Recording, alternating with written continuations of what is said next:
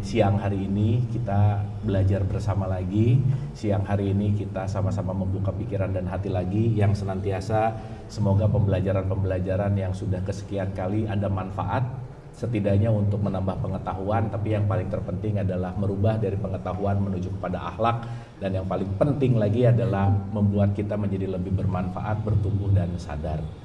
Salawat serta salam juga kita lupakan, kita sampaikan kepada seluruh nabi dan rasul, wabil khusus baginda besar kita Rasulullah Muhammad Sallallahu Alaihi Wasallam, kepada para sahabat-sahabatnya, tabiin, pemuka-pemuka agama, wali-wali Allah, pejuang-pejuang bangsa, dan senantiasa sampai kepada kita sampai akhirul zaman. Amin, amin ya Allah ya Rabbal Alamin.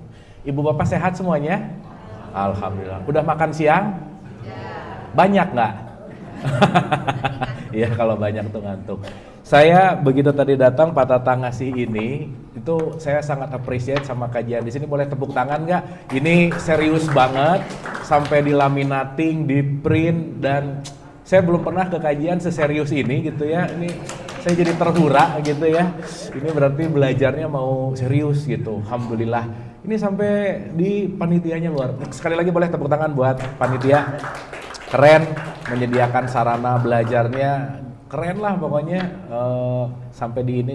Ibu bapak ini jangan hanya dibawa pulang terus nggak diapa-apain, tapi ya ini udah dilaminatingin. Semoga ini menjadi peta kita untuk kita menyadari sesuatu gitu, karena peta ini kita akan pakai dalam 10 pertemuan ke depan gitu, karena kita akan mendalami ini dan kita akan masuk, karena nanti mau bicara syahadat, sholat, puasa, zakat, haji sangat berkaitan sama peta ini gitu.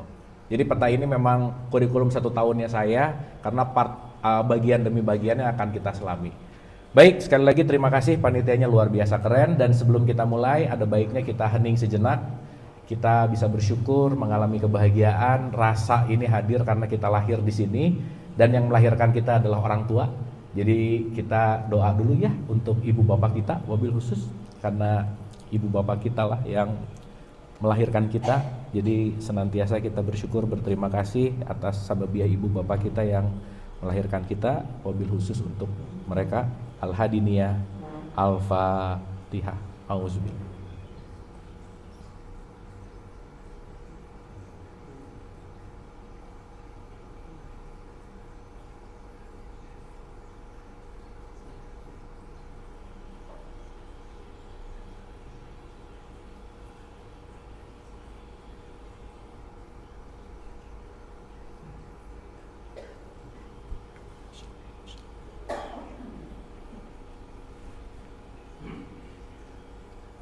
Amin, amin, amin ya Allah ya Rabbal Alamin. Terima kasih Ibu dan Bapak, senantiasa jiwanya lebih santai, rileks, tenang. Pembelajaran yang asik adalah yang gak pikirannya loncat depan belakang. Jadi kita lepasin dulu yang kita genggam gitu. Kita hadirkan di sini karena kita sama-sama mau membuka pikiran dan siap untuk menerima aliran. Bismillah. Baik, Ibu dan Bapak yang dirahmati Allah, kita akan melanjutkan pembelajaran kita. Jadi ini masih di level jiwa gitu ya, masih di level kesadaran. Saya belokin dikit, gitu supaya kelihatan. Baik, yang harapannya apa yang udah kita bahas kemarin-kemarin kita bisa atau udah diulang-ulang lagi gitu. Dan pengulangan-pengulangan itu memang sangat penting, karena pengulangan itu juga pasti di dalam setiap pengulangan ada part atau bagian yang kita luput. Jadi kita nambah lagi dan nambah lagi. Makanya kenapa Quran itu ayatnya diulang-ulang, Ibu dan Bapak? Karena pengulangan itu yang akan membawa kita bertumbuh gitu. Jadi saya selalu bilang hidup ini adalah tidak ada yang hebat gitu ya, tidak ada yang gimana banget, yang ada terlatih atau tidak. Nah, yang menarik adalah terlatih atau tidak, bagaimana kita mau melatih. Jadi apa yang kita ulang-ulang, kita akan ahli di situ gitu. Nah, kali ini saya akan mengaitkan Ibu dan Bapak di level kesadaran kita di episode ini, kita pertemuan kelima gitu ya. Saya akan sedikit kaitkan dengan yang namanya silakan Ibu. Kita kemarin sudah memperingati yang namanya Isra Mi'raj, betul Bu, Pak? Oke. Saya akan mengaitkan ini karena saya rasa ini sangat penting sekali dalam perspektif apa yang akan kita bahas. Karena nanti output dari Isra Mi'raj itu adalah sholat gitu. Dan nanti kita ngerti bahwa sholat itu adalah hal yang penting banget dalam perspektif Islam. Karena sholat ini adalah keterhubungan gitu. Dan harapannya kita memahami sholat itu bukan hanya yang ritual tetapi yang universal. Nanti kita akan bahas pelan-pelan. Ya. Nah, Ibu dan Bapak yang dirahmati Allah, Isra Mi'raj mungkin sering kita rayakan, sering kita istilahnya ya, peringati gitu ya. Tetapi seremonial itu ketika tidak masuk kepada pemahaman dan pengetahuan, yaitu kita akan hanya menjadikan seremonial gitu. Padahal konteks besar dari apapun yang diseremonialkan tentu saja kembali kepada apa yang kita bisa lakukan saat ini. Inti dari semua seremonial adalah pembentukan dan perbaikan akhlak yang lebih baik gitu. Nah, saya mau nanya dulu Ibu Bapak. Kalau dengar kata Isra Mi'raj, yang kepikiran apa Bu, Pak? Hah? Salat, apa lagi? Perjalanan, terbang gitu ya. Dan seterusnya, betul ya? Saya ingin menggarisbawahi, apapun yang Ibu Bapak dapatkan dari luar, semuanya hanyalah informasi. Betul? Apapun adalah informasi. Pertanyaannya, si informasi ini penting untuk diinternalisasi sebagai sebuah yang namanya belief gitu. Contoh, Ibu dan Bapak yang dirahmati oleh Allah, ketika kita mendapatkan informasi, kita mau menyatakan informasi ini benar atau tidak, bukan karena informasinya, tetapi karena aku yang mendengarkan, mengalami langsung gitu. Setuju nggak? Contoh. Quran itu kitab informasi bukan? Wah, ini kayaknya kebanyakan makan siang nih. Quran kitab informasi bukan? Iya, kebenaran Quran itu dari informasinya atau dari yang kita alaminya?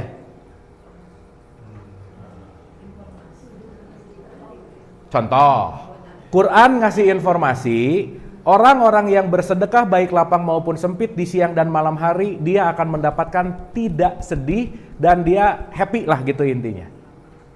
Kira-kira Ibu dan Bapak begitu baca ayatnya, dengar ayatnya, itu masih jadi informasi nggak? Udah kebenaran belum? Kenapa? Nah, mantap. Oke? Contoh, ada kue. Saya bilang, Ibu Bapak kue ini enak banget. Informasi bukan? Ibu Bapak tahu ini enak atau enggak gimana? Enak diicip. Sip? Berarti informasi ini akan valid ketika sudah diinternalisasi dalam bentuk yang namanya pengalaman. Sampai sini oke? Sampai sini oke? Dapat? Berarti pertanyaannya, apa yang dituliskan Quran penting kita alami nggak? Penting. Maka kalau Ibu Bapak cuman pinter membunyikan tapi tidak mengalami, selesai membunyikan ngomong Shadaqallahul Azim, berarti itu hanya mengiyakan informasi, tapi begitu ditanya, ngalamin nggak? Enggak. Betul nggak? Makanya ada kata-kata di Quran yang keren banget, kabura maqtan indallahi antakulu malataf'alun. Kebencian dalam tanda petik di sisi Allah, kamu ngomong aja tapi kamu tidak melakukan. Sip? Oke? Oke nggak ini? Oke. Berarti penting nggak merubah informasi menuju kepada pengalaman? Penting. Alatnya apa? Yang kemarin kita bahas, akal. Ibu Bapak di surat Ar-Rahman tuh banyak kata-kata nikmat Tuhan kamu mana yang kamu dustakan, betul? Sekarang saya tanya, kita bisa menikmati sesuatu karena punya apa coba? Akal. Karena hanya dengan akal kita bisa menikmati gitu. Pohon tuh nggak bisa menikmati tabungan, Bu, Pak. Dalam tanda petik ya. Dalam tanda petik kenikmatan-kenikmatan itu datang karena kita menggunakan akal gitu. Dan akal ini nanti dengan seperangkat. Ingat nggak waktu kita bahas software dan hardware, pendengaran, penglihatan, hati, akal, pikiran, lidah, tangan, kaki, kulit. Itu semua kuncinya ada pada akal. Berarti si akal ini sangat berperan penting untuk mensintesa atau untuk menyerap informasi yang dirubah menjadi pengalaman. Maka dari itu, kenapa Quran itu isinya, bahasanya banyak menggunakan perumpamaan. Diumpamakan. Berarti kalau ada perumpamaan, ada sesuatu nilai abstraksi dari sesuatu yang tidak literer, tapi menjadi sebuah perumpamaan. Makanya ada analogi gitu. Berarti dengan analogi kita mengambil pelajarannya gitu kira-kira. Sampai sini oke? Sampai sini oke? Berarti orang yang bisa melampaui literer adalah orang yang mau menggunakan akal. Maka di situ ada yang disebut dengan perumpamaan. Nah, nanti itu kaitannya sama IQ gitu loh, Bu, Pak. IQ rendah bukan bodoh, tapi dia tidak bisa abstrak melihat sesuatu yang abstrak gitu. Tidak bisa membayangkan. Contoh. Di Quran itu ada kata-kata perumpamaan surga. Apa, Bu, Pak? Perumpamaan berarti surga ini seperti air yang mengalir, tumbuh-tumbuhannya hadir, di situ ada konteks buah-buah yang berbuah. Berarti ini perumpamaan nggak kira-kira? Perumpamaan. Berarti surga tidak literer geografis, tempatnya seperti itu, tetapi ada makna yang lebih mendalam, maka hanya dengan akal inilah kita bisa masuk kepada level-level yang namanya perumpamaan. Clear?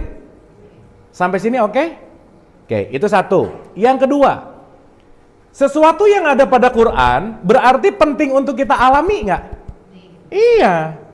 Berarti kata-kata shodaqallahul azim bukan abis ngaji nggak ngalamin, tapi begitu baca Quran, paham, ngalamin langsung. Shodaqallahul azim. Quran bilang, kalau kamu sedekah kamu happy. Pulang pengajian sedekah, rasanya happy.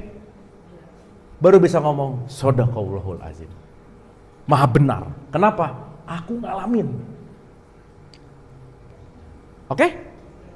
Sip? Pertanyaannya, lebih banyak orang banyak informasi atau lebih banyak orang banyak mengalami? Yang mana, Bu, Pak?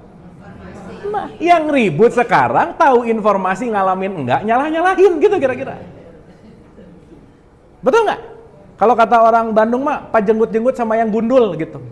Yang botak saling ngejenggut, gimana ceritanya? Gitu. Yang botak maaf ya, maaf, nggak maksud, ini mah contoh. Ini namanya perumpamaan. Dapat ya? Ntar ini agak ke kanan sedikit. Oke. Nah, sekarang kita mulai menggunakan abstraksi kita mulai menggunakan akal. Ibu bapak kita jujur-jujuran, maaf ya. Selama ini yang namanya ceramah menggunakan akal nggak? Atau cuman dengar dongeng? Betul nggak? Nabi Muhammad begini, melakukan begini. Oh iya oke, kita amazed, oh iya oke, kita amazed, dan seterusnya. Kita amazed sama Nabi Muhammad, tetapi ketika dikatakan bahwa tirulah akhlaknya, kita amazed sama ceritanya, tapi tidak menjadi perilakunya gitu loh, Bu. Betul nggak?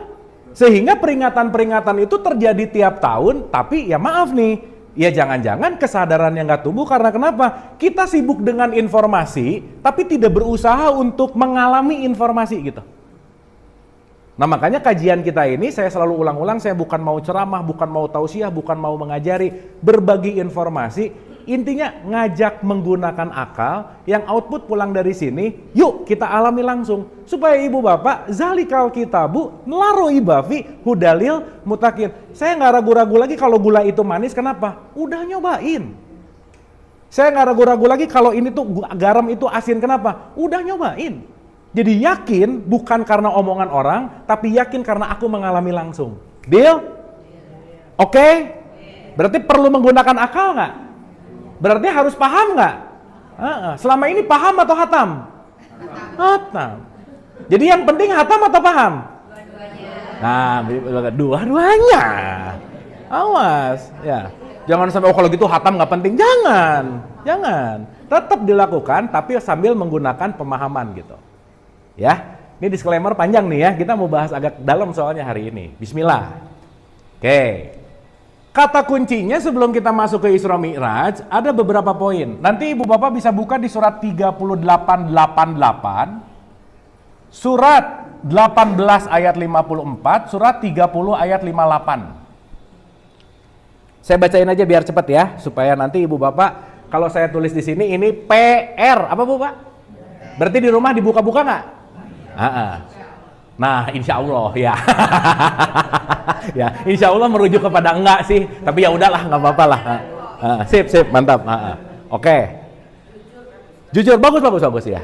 Bagus, jujur, bagus. Tapi udah mulai mau merencanakan, kayaknya nggak dibuka sih, insya Allah aja lah. Nah, itu mah bukan jujur, namanya malas ya. Oke.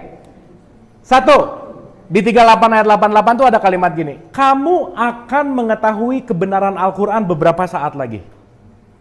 Artinya, semua apa yang ada di mushaf, di buku, kita akan mengalami.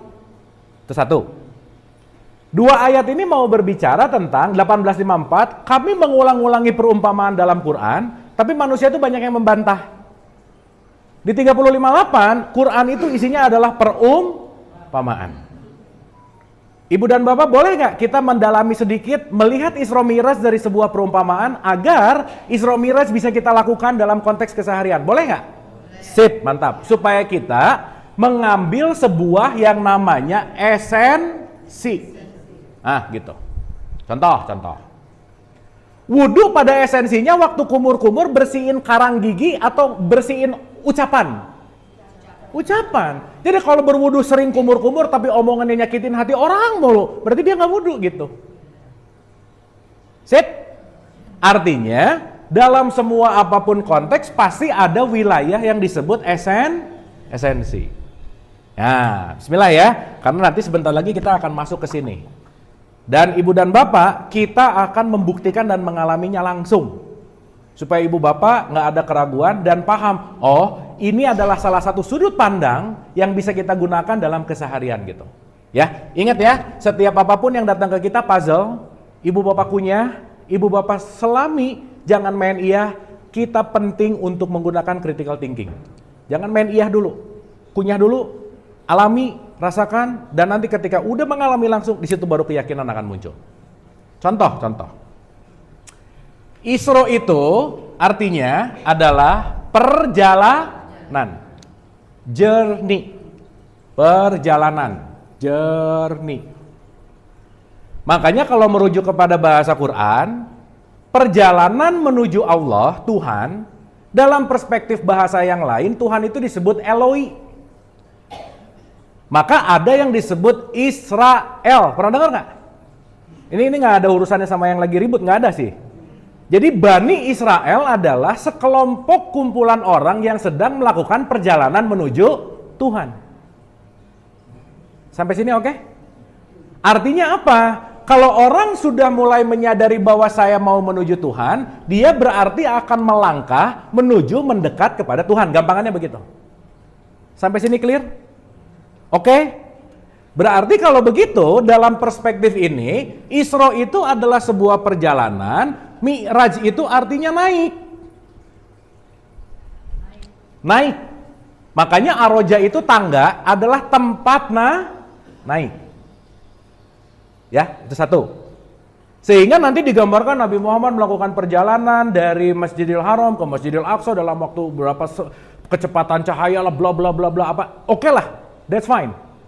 Tapi yang ingin saya elaborasi adalah bukan ceritanya, tapi cerita itu apa yang bisa kita lakukan gitu kira-kira.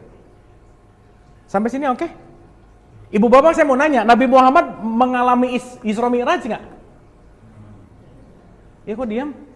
Mengalami. Berarti kalau kita, contoh, Nabi Muhammad mencontohkan nggak berarti? Contoh. Kalau Nabi Muhammad puasa, kita harus? Kalau Nabi Muhammad sholat, kita harus? Nabi Muhammad sedekah, kita harus?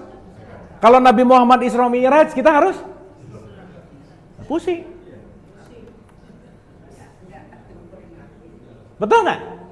Padahal di surat 17 ayat 1 sendiri, kalimat Isra Mi'raj ini disematkan kepada diperjalankan hambaku.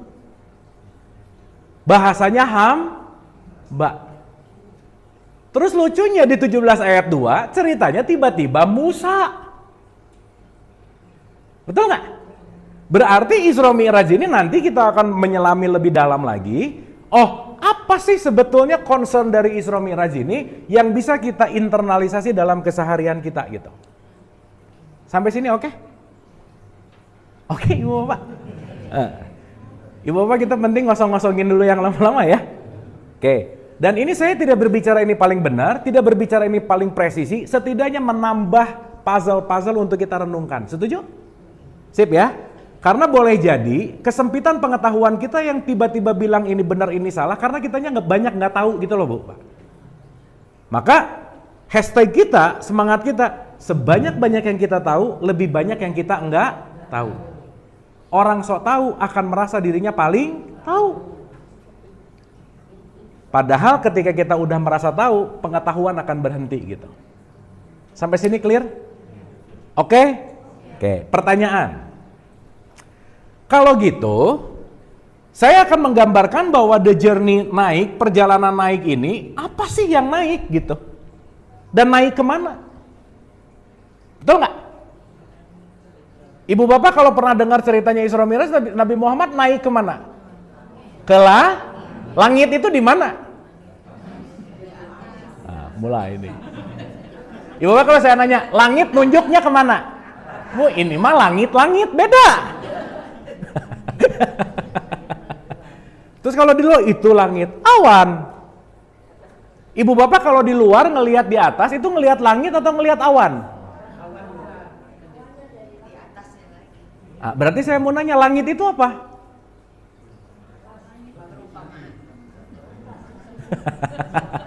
Betul nggak? Berarti Nabi Muhammad kayak astronot gitu, ke Mars, kemana, gitu nggak kira-kira? Ya, bayangannya begitu. Ya nggak apa-apa juga. Tetapi karena kita mau menginternalisasi, apa yang bisa kita ambil pelajaran dari perspektif yang berbeda gitu. Oke Ibu Bapak? Nah, sekarang kita mulai belajar dari kata-kata perumpamaan. Jadi, saya mau ngegambarin dulu, journey naik, perjalanan naik, itu kira-kira kayak naik anak tangga, 1, 2, 3, 4, 5, 6, 7.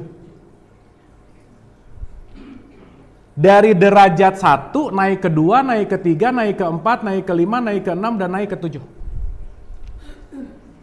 Sekarang saya tanya, kita bisa ngomong naik karena di sini, di atasnya di sana, betul? Kalau kita lagi ada di space, di luar angkasa, atasnya di mana Bu? Betul nggak? Ke atas lah, semua atas coba. Betul nggak? Sehingga kalau kita bicara naik, yang penting, oke, lantai 1 naik ke lantai 2, jelas. Tapi kalau nggak ada space, kalau kita lewat dari bumi, atas, bawah, kanan, kiri, utara, selatan, barat, timur, puyeng Bu, Pak. Betul nggak? Berarti pertanyaan dasarnya adalah, yuk kita memaknai yang naik apanya? Dan yang naik kemana gitu kira-kira. Ya, nah sekarang kita akan masuk ke dalam konteks begini. Ibu dan bapak yang dirahmati oleh Allah, nanti kaitannya sama apa yang akan kita bahas, ini nanti saya akan kaitkan dengan perspektif tasawuf gitu ya, supaya nanti kita akan paham. Dan 7 itu selalu dipakai di mana-mana sih. Tawaf 7, sa'i 7, langit 7, rokaat 1 7, berjamaah 2 7, hari 7, macam-macam lah. Dan nanti kita akan ngerti 7 itu artinya tidak terbatas gitu. Araf, makanya surat Al-Araf tuh 7 tinggi, nggak ada batasannya gitu. Unlimited. Nah, sekarang pertanyaannya begini Bu, Pak. Ya, kita penting dulu untuk menyadari. Contoh ya. Kalau kita bicara dalam konteks, Ibu Bapak pernah dengar gini nggak? Aku menciptakan langit dan bumi. Pernah dengar nggak? Oke. Ibu dan Bapak tinggal di bumi atau tinggal di dunia? Yang mana? Hah? Kira-kira Allah itu mau membuat khalifah fil ard atau khalifah fil dunia? Fil ard. Sip? Tapi waktu berdoa, Robbana atina fil ard, gitu nggak? Enggak. Kenapa begitu?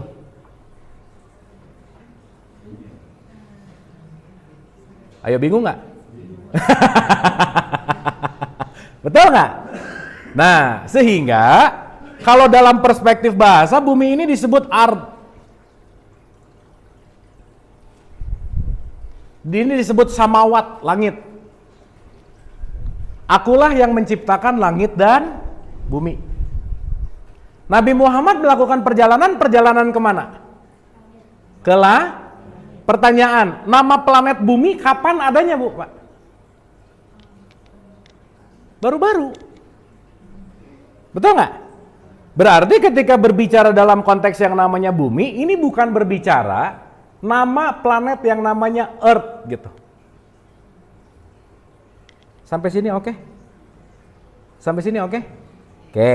Sehingga kita akan lebih menyadari lagi, oh kalau begitu ketika ada perjalanan naik atau perjalanan yang lebih esensi, Ibu Bapak ingat nggak waktu kita ngomong inna lillahi wa inna ilaihi rojiun?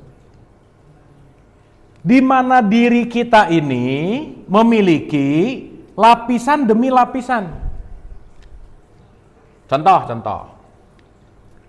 Tangan saya bisa melakukan sesuatu karena ada software yang namanya jiwa. Betul nggak, Bu, Pak? Yes. Jiwa bisa melakukan aktivitasnya karena ada power yang namanya ruh, gitu kira-kira. Maka kita ini segitiga antara ruh, ada jiwa, ada jasad. Oke sampai sini? Oke. Saya sekarang mau ngasih analogi begini Ibu Bapak. Ini gampangannya aja dulu ya, pelan-pelan. Duh, siang-siang diajak mikir gini emang puyeng sih Ibu Bapak ya. Tapi oke ya? Oke. Ini Ibu Bapak diam-diam banget nih, padahal belum bulan puasa nih. Oke.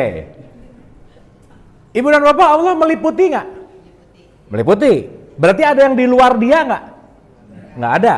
Sumbernya dia nggak? Iya. Makanya dia adalah yang awal dan yang. Maka kalau Allah sebagai sumber, saya akan menyebut ini adalah aku satu. Aku satu. Sebagai sumber. Terperciklah sumber menjadi ruh, itu disebut aku dua. Ini disebut ruh. Dan diberikanlah potensi jiwa, itu disebut aku tiga. Dan jiwa dikasih kemasan, itu disebut jasad, itu disebut aku empat. Contoh. Ibu dan Bapak kalau ngelihat orang selewat, yang dilihat aku empatnya, aku tiganya, aku duanya, atau aku satunya? Empat. Oh gitu. Jelek, enggak, cocok, enggak, pesek, mancung, hitam, putih, itu berkaitan sama 1, 2, 3, atau 4? Sip, mantap. Berarti seruangan ini yang berbeda, aku 1, aku 2, aku 3, atau aku 4? Yang beda yang mana? Yang paling kelihatan berbeda yang mana?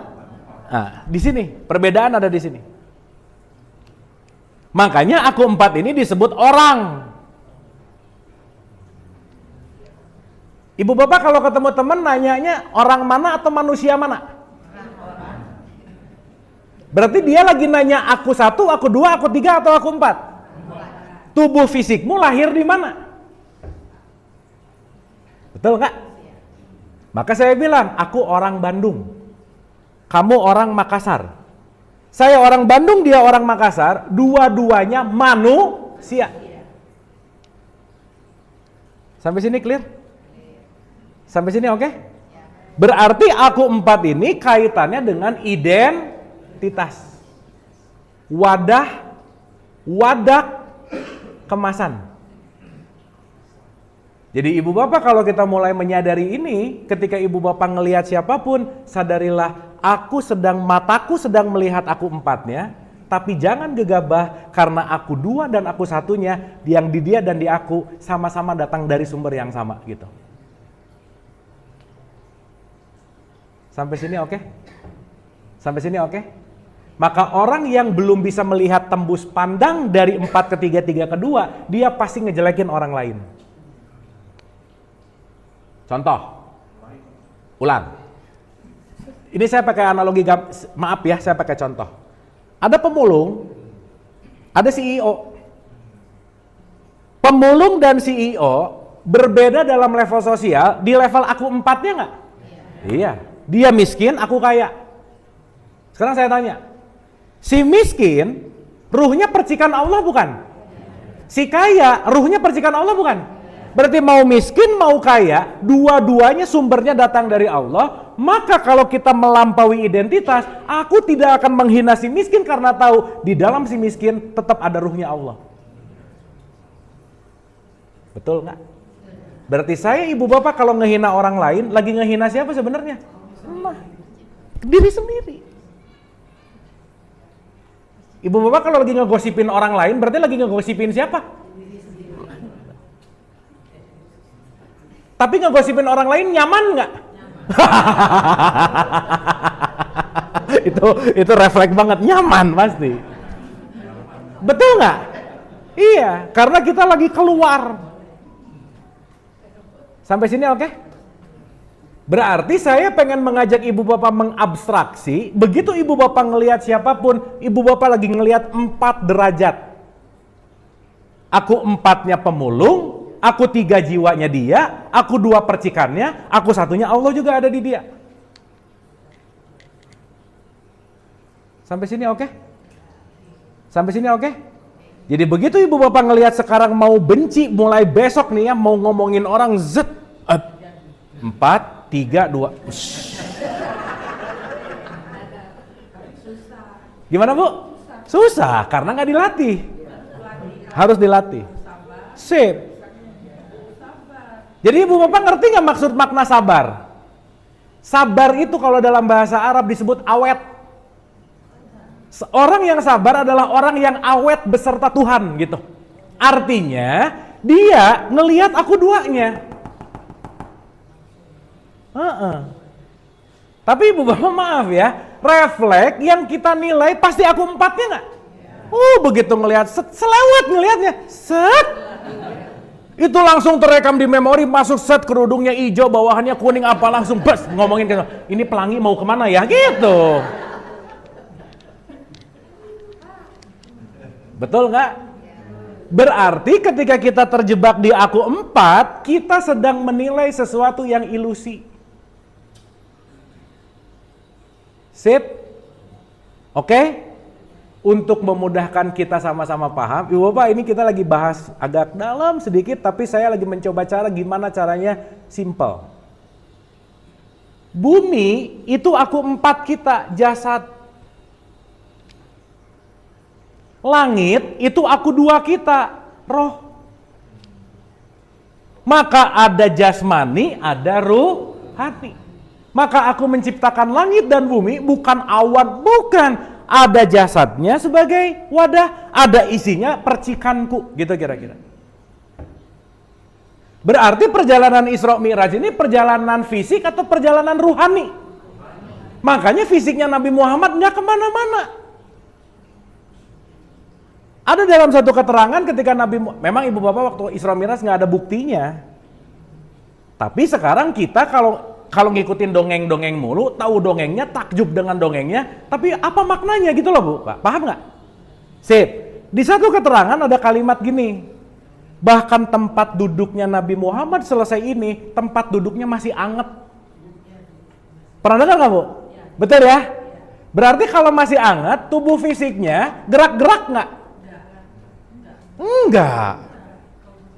Sip.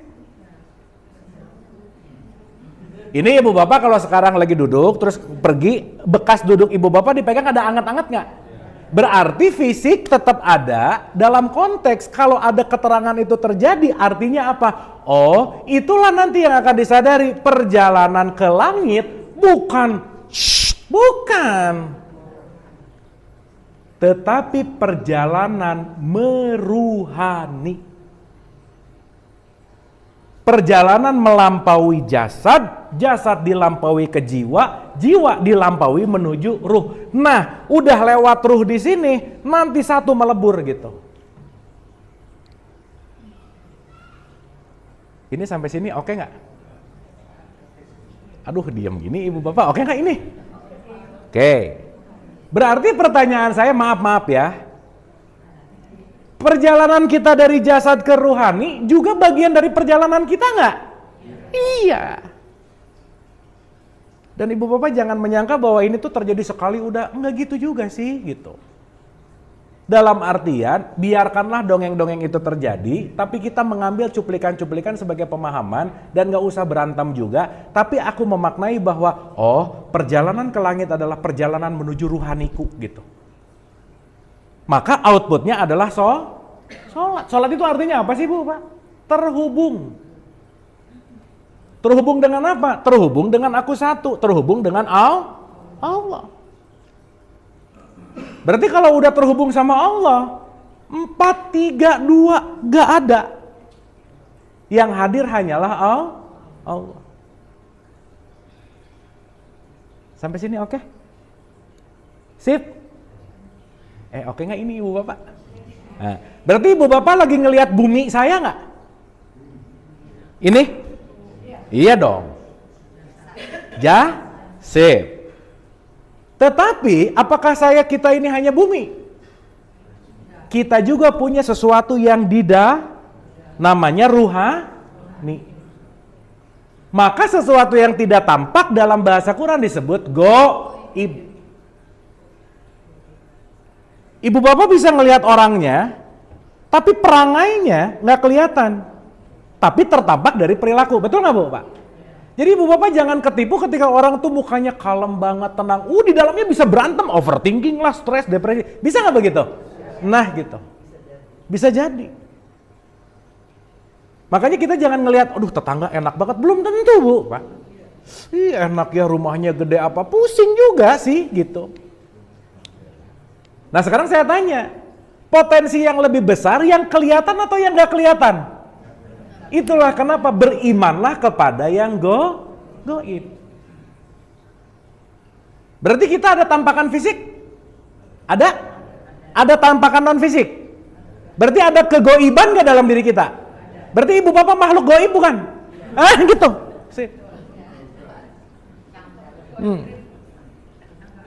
Karena nggak kelihatan. Contoh, Ibu Bapak bisa ngelihat orang sholat nggak? Nggak bisa, yang dilihat gerakannya. Tapi sholatnya dirasa. Kenapa? Kalau orang selesai sholat, jiwanya tenang, ketenangannya akan kerasa sama sekitarnya. Makanya di Quran itu dikatakan, dirikanlah sholat, bukan sholat. Akimi sholat. Bukan disuruh sholat loh, mendirikan sholat. Karena orang sholat belum tentu mendirikan sholat. Dan Ibu Bapak maaf ya, kalau kita ngomongin yang 5 waktu, Nabi Muhammad pertama kali melakukan yang ritual, umur 53 loh. Berarti dari 40 ke 53 nggak sholat dong, kan nggak gitu. Ritualnya baru lahir di usia 53, tapi keterhubungan sama Allahnya terjadi terus nggak kira-kira? Sip, nanti kita bahas pelan-pelan. Makanya Ibu Bapak maaf banget, tidak ada jaminan orang yang rajin melakukan ritual terhubung sama Allah tuh belum tentu. Makanya inna sholata tanha anil fahsya'i wal munkar. Sholat mencegah dari perbuatan keji dan munkar. Kenapa? Kamu nggak keji dan nggak munkar karena kamu udah terkonek kepada aku dua, aku satu. Maka begitu mau ngejelekin orang, konek dua, dia isinya sama, nggak jadi ngomongin. Sekarang saya tanya, maaf ya, ada nggak yang rajin sholat 5 waktu, tapi rajin juga ngegosipin orang, ada nggak Bu, Pak? Jangan banyak, nggak enak, ada aja, ada. Berarti dia sholat di aku berapa? 4. Namanya olahraga. Bagus sih, sehat-sehat aja. Tapi ininya nggak terkonek ke sini gitu. Sip. Oke nggak ini? Oke Bu, Pak? Ya, ini susah loh mau cerita gini Bu, Pak. Sip ya, supaya kita bisa mengambil ibroh pembelajaran, aku mau mengikuti teladannya Rasulullah, bukan hanya dalam konteks raganya yang digerakkan, pakaiannya, cara makannya, tapi hubungan dia sama Allah gitu. Itu yang penting sebetulnya. Sip? Dapat? Nah, sekarang pertanyaannya, sekarang kita mulai ke sini nih. Berarti panggilan jasad selalu ada nggak Bu, Pak?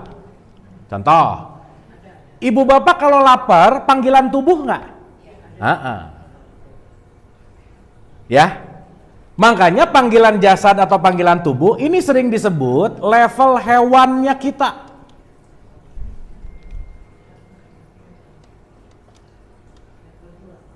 Di aku satu, contoh, ibu dan bapak maaf ya, kalau kita hidup hanya untuk makan, minum, reproduksi, itu urusan hewani namanya. Makanya nanti Quran ngomong, kamu dikasih pendengaran, penglihatan, hati, akal, pikiran, gak dipakai, apa bedanya kamu sama hewan ternak gitu kira-kira. Maka kalau hidup cuma urusan makan, minum, reproduksi, makan, minum, reproduksi, gak ada bedanya sama sapi gitu kira-kira. Kambing. Makanya perjalanan Quran dari sapi menuju manusia. Artinya apa? Meningkatkan level hewani menuju level yang namanya manusia. Sip ya? Makanya dalam satu perspektif filsafat disebut manusia itu adalah hayawan natikun, hewan yang berakal. Berarti kalau jarang pakai akal jadi apa? Hewan. Quran loh sampai ngomong, kamu bedanya sama binatang ternak apa? Jangan-jangan kamu lebih sesat dari mereka gitu. Sip? Oke? Berarti kalau sekarang saya mau melampaui urusan badania, aktivitas badania harus dikurangin nggak Bu, Pak? Kalau saya nggak mau terikat gini, ibu bapak ini hidup makan untuk hidup atau hidup untuk makan, yang mana? Yang bener ah. Makan kalau lapar aja atau kalau lagi pengen nyemil, yang mana?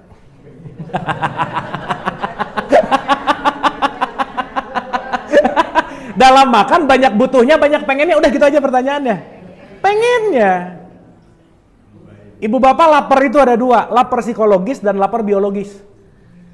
Tubuh biologisnya nggak perlu makan, tapi sebelah buka citato, mau masuk ke sini. Jadi pengen nggak? Craving nggak? Padahal lagi gak butuh nutrisi, beli dicemil-cemil. Itu lapar mata, that's it. Itu bisa jadi habits nggak? Bisa jadi kebiasaan nggak? Sok ibu bapak renungin deh, mau ngapa-ngapain? Syukuran, makan-makan. Ini pengajian kan sebetulnya basa-basinya, yang seriusnya makan-makan ya jangan-jangan. Nah. Betul nggak? Sehingga jangan-jangan urusan badania ini menjadi urusan yang primer.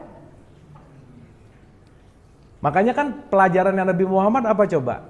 Sedikit makan. Betul nggak?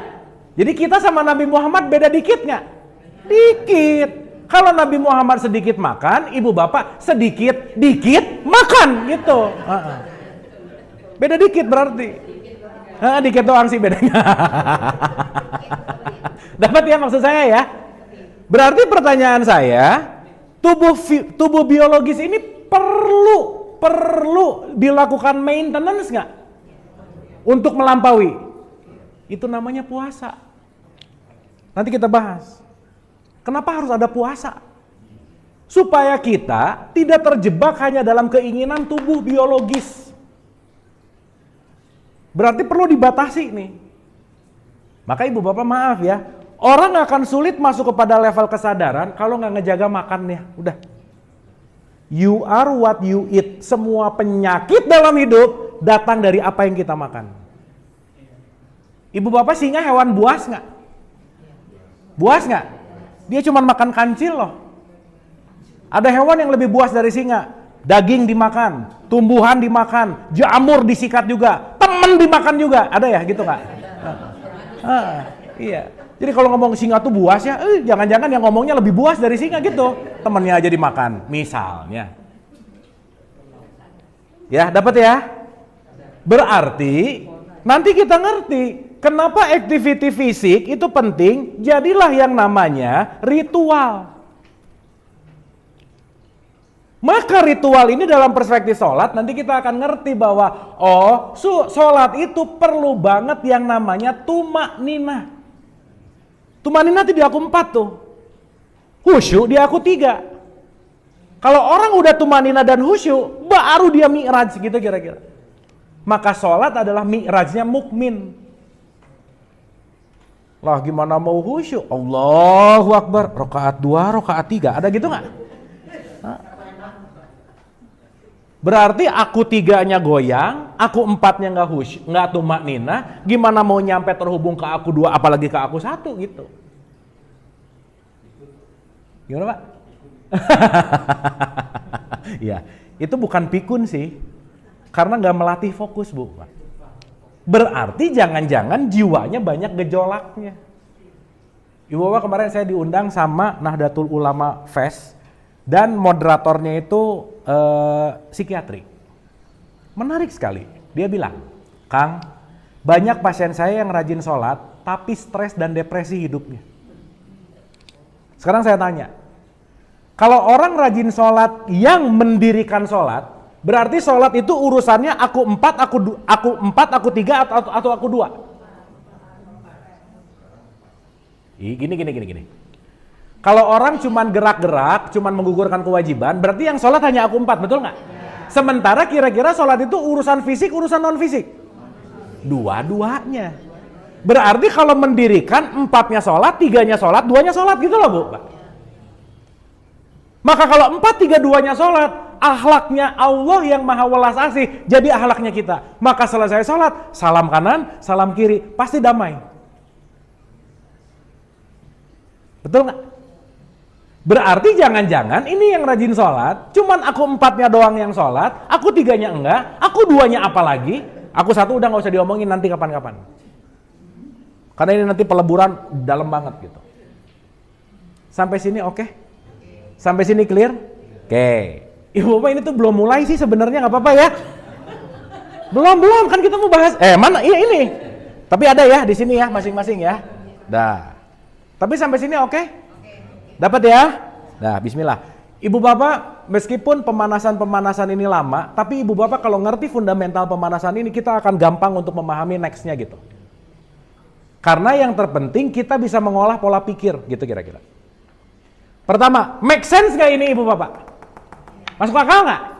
Dapat nggak? Sesuatu yang bisa masuk akal pasti bisa dikerjain.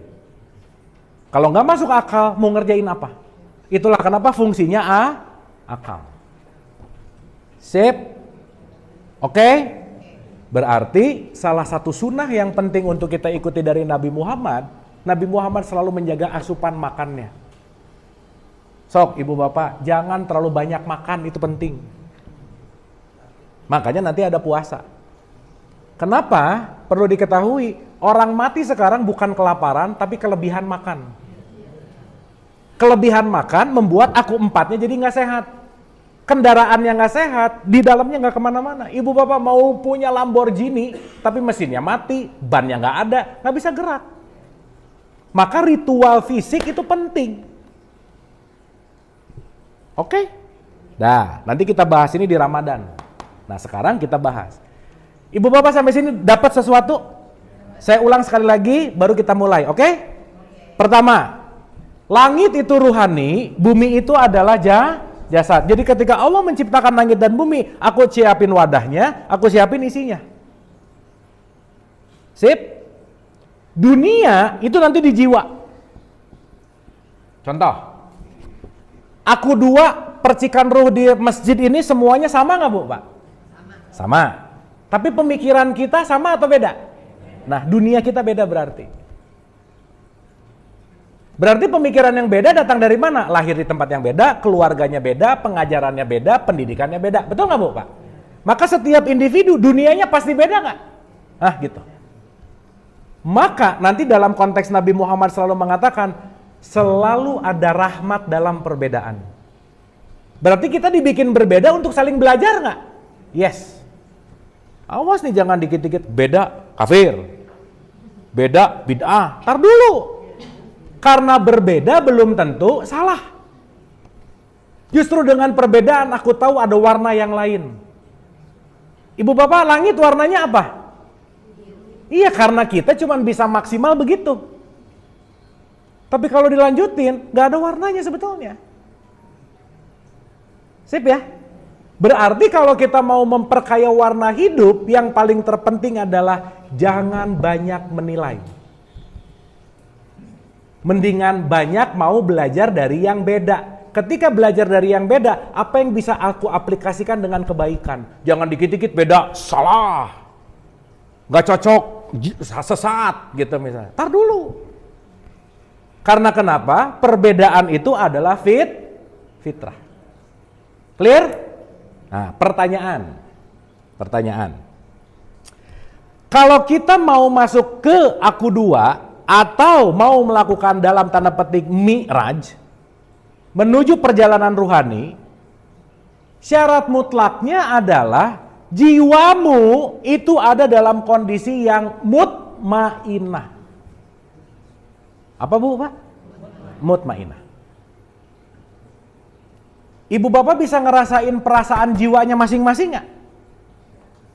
Kadang gini, betul nggak? Kadang gini, betul nggak? Maka dalam perspektif Ibnu Arabi, dalam perspektif jiwa, dia membagi dalam 7 level. Nah, nanti ada di sini. Ibu bapak ini nggak usah dihafal ya. Tapi nanti 3 kali pertemuan lagi UTS kita ya, ingat UTS. Nah, ini UTS jangan sampai nggak datang. Saya cepat aja karena ini udah ada di catatan ya. Level paling rendah namanya amarah, naik menjadi lawamah, naik jadi mulhamah, mutmainah, rodiyah, mardiyah, kamilah. Supaya ibu bapak seenggaknya tahu per detik ini saya lagi ada di level mana. Ya. Maka nanti kita bagi zona. Ibu bapak pernah dengar nggak? Nabi Muhammad ketika Isra Miraj ngintip-ngintip surga, ngintip-ngintip neraka. Pernah dengar nggak? Nah, berarti surga neraka udah ada belum? Udah ada dong, kan diintip. Betul nggak? Tapi balik lagi itu dalam wilayah yang namanya perumpamaan. Sampai sini dapat? Oke? Clear ya? Dah. Ini pokoknya pas terakhir ibu bapak pasti tinggal udah, pokoknya belakangan aja. Nah. Ibu bapak nggak apa-apa pusing-pusing dikit, oke ya? Ya, karena kalau nggak pusing kita nggak belajar. Ya. Dan kalau pusingnya pusing banget, penting untuk disadari bahwa ketika kita ada kebingungan itu lagi kebuka pintu-pintu kesadaran berikutnya gitu. Kalau nggak pernah pusing berarti didongengin mulu gitu. Karena dongeng nggak ngajak mikir, nggak ngajak tumbuh gitu kira-kira. Makanya dongengnya dari tahun ke tahun gitu mulu gitu. Ya, oke. 1. Nih, ibu bapak. Ada yang namanya dari sufism perspektif, ini kita bicara dalam wilayah konteks yang namanya tasawuf. Ingat ibu bapak waktu kita bahas Imam Ghazali? Ghazali dari mulai fikih loncat ke filsafat nggak dapat, dia naik ke tasawuf gitu. Jadi Islam itu luas. Islam bukan hanya urusan halal haram, no. Halal haram itu hanya bagian kecil dari Islam. Ya, makanya kenapa titik beratnya tidak pada hanya konteks hukum, tetapi pola berpikir yang namanya filsafat gitu, akal, menggunakan akal. Tapi ketuhanan ini melampaui, namanya rasa. Makanya kalau udah masuk ke level rasa, itu masuk ke dalam level yang namanya perspektif yang disebut dengan yang namanya tasawuf gitu kira-kira. Ya. Nah, sekarang gini ibu bapak. Contoh. Ibu dan bapak yang dirahmati Allah, saya ulang. Kira-kira yang akan terkoneksi kepada ruh, itu kualitas jiwa yang tinggi, baik, atau rendah dan buruk, yang mana? Baik. Saya ngomong rendah buruk tuh bukan, ini mau menggampangkan aja gitu ya. Bukan berarti ibu bapak kalau lagi di rendah buruk, bukan. Dan nanti kita ngerti, setiap jiwa yang datang itu sering disebut perasaan. Oke? Dan penting untuk kita sadari, setiap perasaan adalah tamu. Apa Bu Pak? Udah gitu. Jadi ibu bapak nanti kalau datang kesel, sadari, aku lagi ditamui oleh perasaan kesel. Kalau tamunya dikasih makan, dia betah. Bener nggak ini? Maka kita penting memfilter tamu ini urusannya gimana. Kalau kira-kira dia cuma nganter gosen, nggak usah disuruh masuk ke kamar utama, di pagar aja. Betul nggak? Maksud saya ibu bapak, nggak usah semua informasi dimasukin ke sini nih. Kalau urusan di sini beres, ya udah. Urusan di sini beres, ya udah. Nggak usah semuanya jadi baper gitu. Karena semua orang hanya akan berpersepsi sesuai dengan pemikirannya. Jangan pernah berharap dia ngikutin maunya aku. Setuju? Gini. Ibu bapak hidupnya ada masalah nggak? Banyak atau dikit? Banyak. Ya kelihatan sih, nggak apa-apa. Ibu bapak masalah tuh cuma ada satu. Keinginanku nggak kejadian, udah. Betul nggak? Berarti kalau keinginan nggak kejadian kita sebut sebagai masalah. Berarti yang problem kejadiannya atau keinginannya? Jadi yang banyak bermasalah siapa sebenarnya? Nah gitu sih, mantap. Maka jangan bilang gara-gara kamu sih.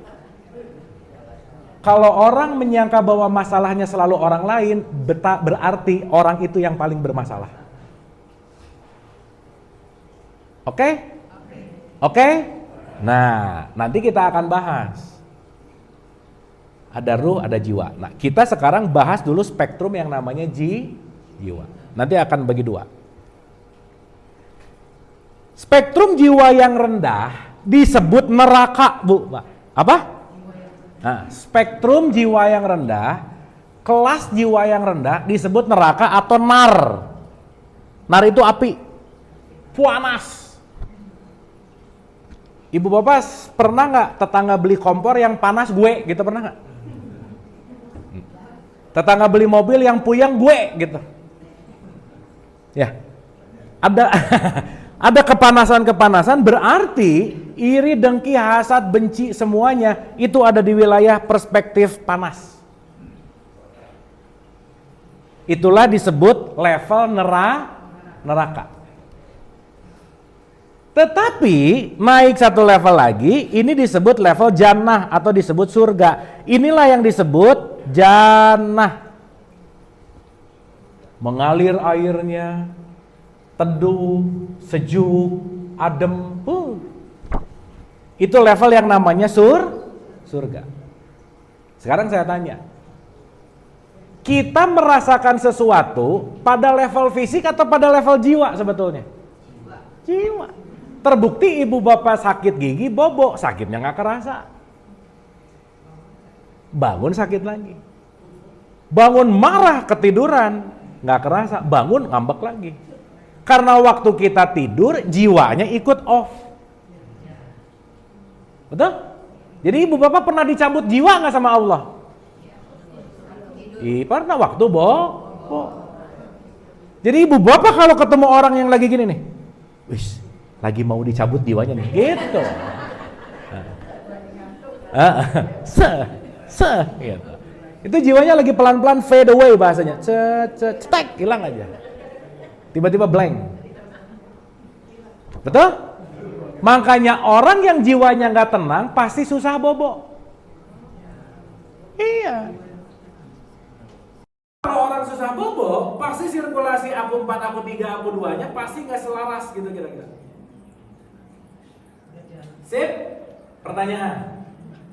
Berarti siksa neraka, kenikmatan surga itu ada pada jasad atau ada pada jiwa?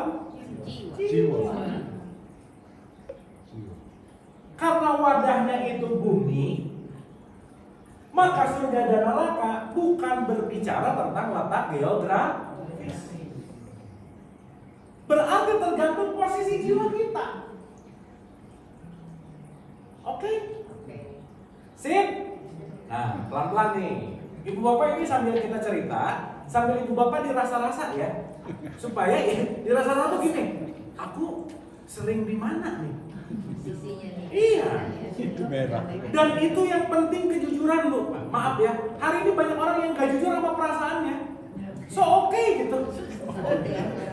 Kamu nggak apa-apa, aku nggak apa-apa kok. Mulutnya senyum, hatinya gitu. Pura-pura bahagia. Ibu bapak pura-pura bahagia boleh kalau cuma lagi di foto, udah gitu aja. Supaya fotonya bagus. Dapat ya? Tapi nanti kita akan ngerti bahwa ini adalah kondisional. Nah, ibu bapak menarik nih. Dengan pengetahuan yang terus berkembang, kita bisa melihat konteks level kesadaran kita ada di mana.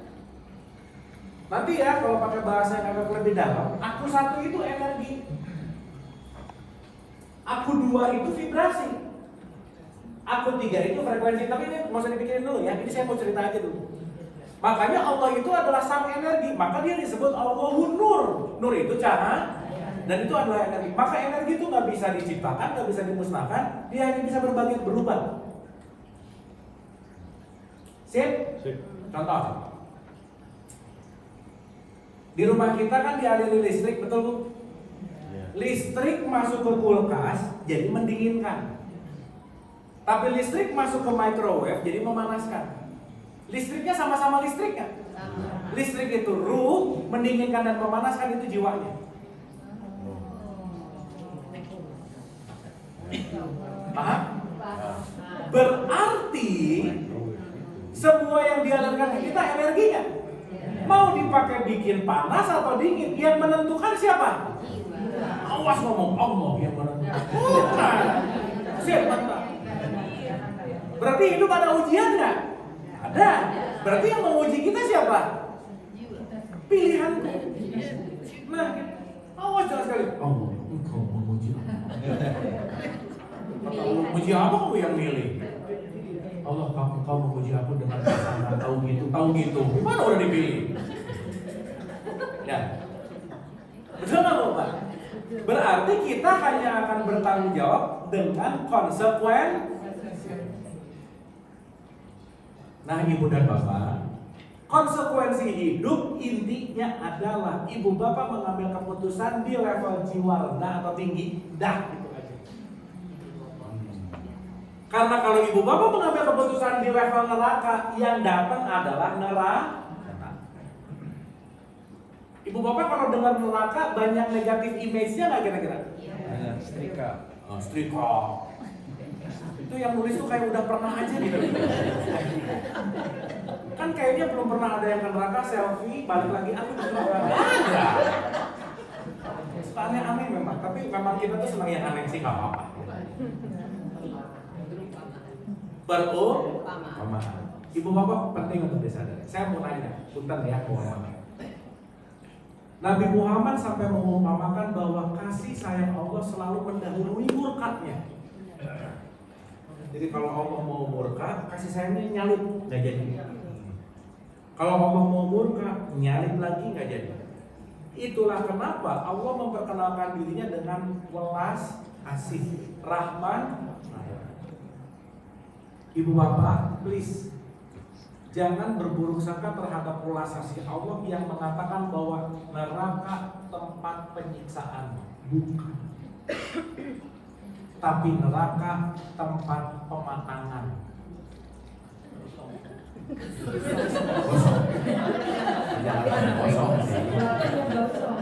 Contoh, Ibu Bapak kalau beli steak perlu dibakar dulu nggak?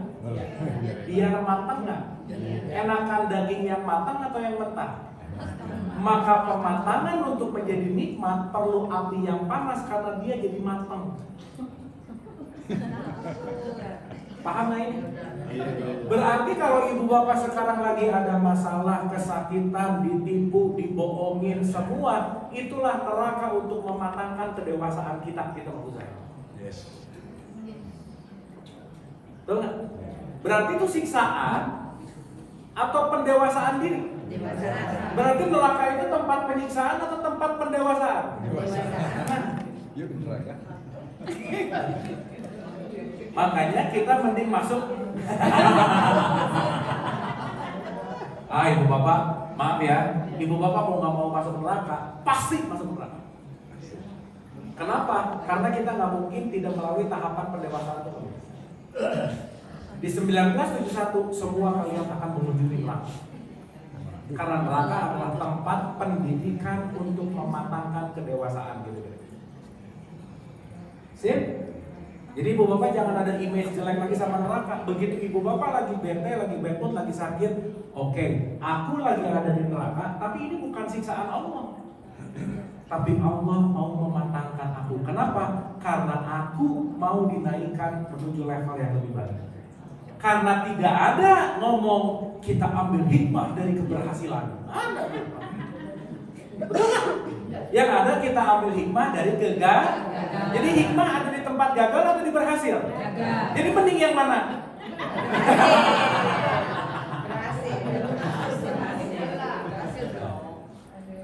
Sip? Dapat ya? Oke? Oke. Satu. Level yang paling bahaya di level neraka, level yang paling berbahaya di level amarah dalam perspektifnya Ibnu Arabi, diukur sama ilmuwan namanya David Hawkins. Ya, ini kalau saya cerita detailnya bisa banyak sekali, tapi saya mau memudahkan tadi supaya kita pulang dari sini seenggaknya aware atau sadar gitu Ibu Bapak. Satu. Level yang paling Ibu Bapak penting untuk sadari adalah apakah banyak merasa bahwa aku tidak berharga. Aku mah apa? Aku cuma ibu rumah tangga yang aku hanya bubuk rengginang yang aku. Ibu Bapak, saya punya satu teman, kemarin baru kita live bareng di TikTok. Ini menarik. Teman saya ini sudah mencoba 16 kali percobaan bunuh diri. Gak mati-mati.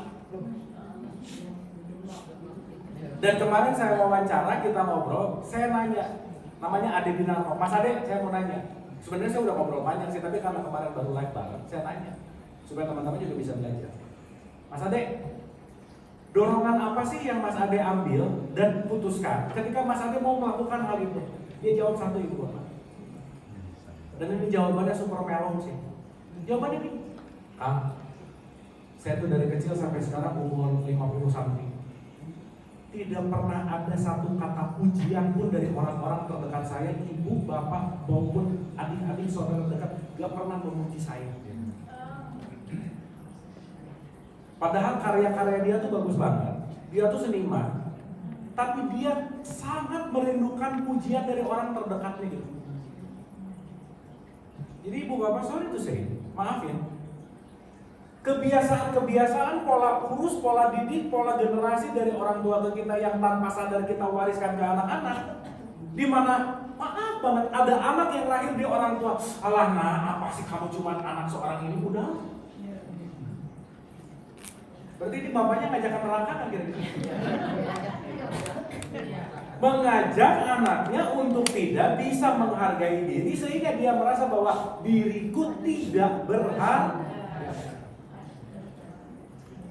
Ibu bapak, ini untuk kita belajar sama-sama ya. Ujian kecil ternyata bisa berdampak besar bagi jiwa-jiwa yang merindukan itu. Sampai ada orang mau mencoba suicide 15-16 kali gara-gara satu poin itu. Artinya apa? Ketika kita ada di level paling rendah yang namanya shame, yang namanya rasa malu, yang namanya merasa diri tidak berguna, yang namanya menolak hidup, itu adalah level yang paling rendah neraka. Yang hati-hati kalau kita lagi mampir ke level ini, sadarilah bahwa itu lagi ada di level neraka paling jahanam namanya, paling keras. Oke?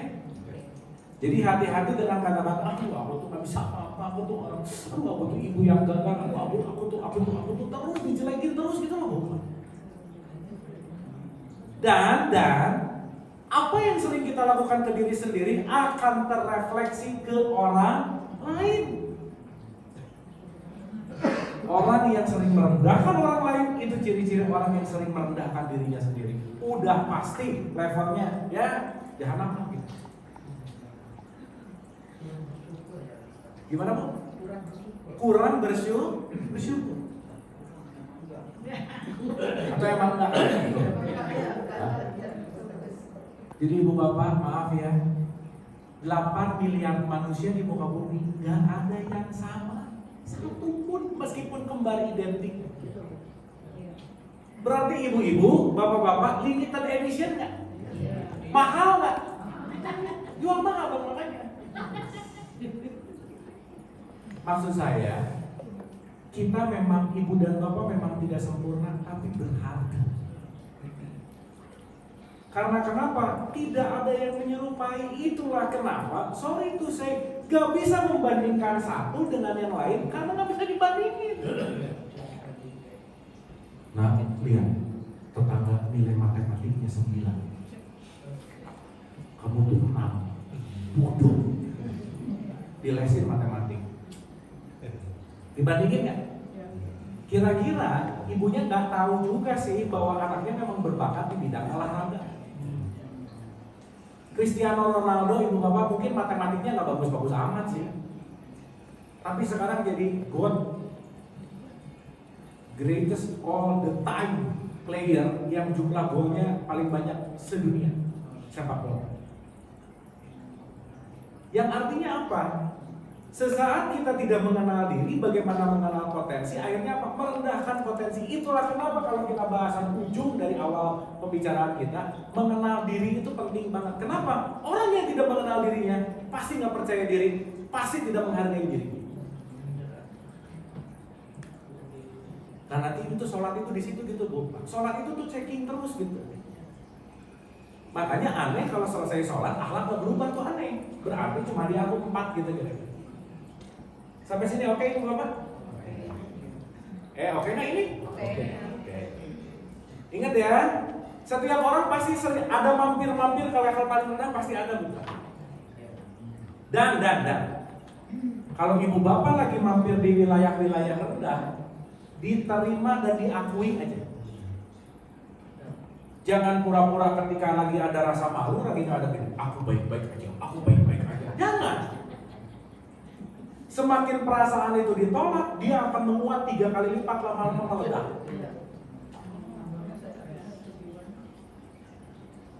Sip ya? Sampai sini oke? Sampai sini oke? Nah, level amarah saya membagi 4 nih, 1, 2, 3, dan 4. Dalam konteks Ibnu Arabi, level amarah itu level yang paling bahaya. Makanya di Quran Al-Imran 134, orang yang pandai menahan atau mengontrol amarah. Ibu bapak bisa bedain marah dan amarah nggak? Amarah dan marah bisa bedain nggak? Nanti kita bahas ya, bentar lagi. Oke, Quran nyuruh kita menahan marah atau menahan amarah? Amarah bukan marah. Karena marah dengan niat mengedukasi, that's good. Tapi marah yang keluar gara-gara pelampiasan emosi, itu namanya amarah. Paham Ibu Bapak? Sip ya? Makanya kalau amarah, outputnya jadi benci, outputnya jadi dengki, iri, gak enak lah gitu. Dan jiwa yang terkotori hal-hal itu, dia diberatkan dalam tanda petik, nanti banyak titik-titik kotoran. Inilah yang sering disebut dalam ceramah-ceramah kotoran hati. Makanya perspektif tasawuf selalu mengatakan tazkiyatun nafs, membersihkan hati. Salah satu cara membersihkan hati gimana caranya? Gimana aku mau membersihkan kalau yang dibersihin ya nggak tahu mana yang kotor, betul nggak bukan? Bersih-bersih yang mana? Pokoknya bersih-bersih aja. Nggak tahu ya kotor yang mana. Nah, tahunya kotor ketika kita mulai sadar. Simptom itu apa ya? Gejala-gejala rasa malu, rasa bersalah, apatis, kesedihan yang mendalam sering datang nggak? Gitu. Jadi saya mau agak dalamin begini. Level rasa malu itu paling rendah, paling bahaya. Shame. Nah, ibu bapak, maaf nih. Nomor 2. Aduh, aku tuh emang ibu yang nggak soleha, ini anaknya. Aduh, aku tuh ayah yang, aduh aku tuh disalahin mulu dirinya. Jadi rasa bersalahnya tuh tinggi, udah gitu. Begitu merasa bersalah, dia merasa keren lagi.